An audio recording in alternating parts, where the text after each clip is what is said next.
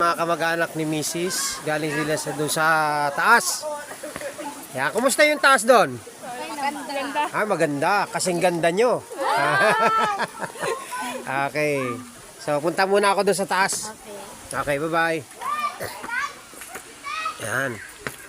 Medyo mag-ingat ka lang sa hakbang kasi siyempre mataas to. Yan. Papataas na siya. So dito meron pa palang mga mga magaganda daw diyan na paano makita mo yung pag-agos ng tubig. Ayun. Tingnan natin dito. Kung ano. Yun.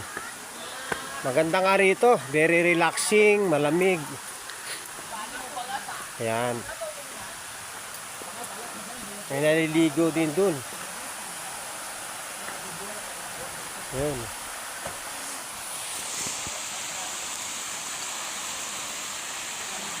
Ayan, lamig. Huh? So yung tubig galing sa galing sa bundok. Makikita yung pag-agos.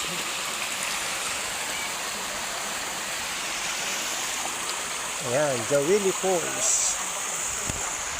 So yung tubig galing pa dun sa dulo. Ayan. Yung tubig galing pa dun sa pinakadulo siya. Ayan. So nandito nasa pinakamataas.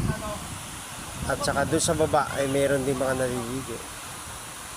Kaya kung kayo po ay naghahanap ng relaxing, Jawili Falls dito sa Aklan.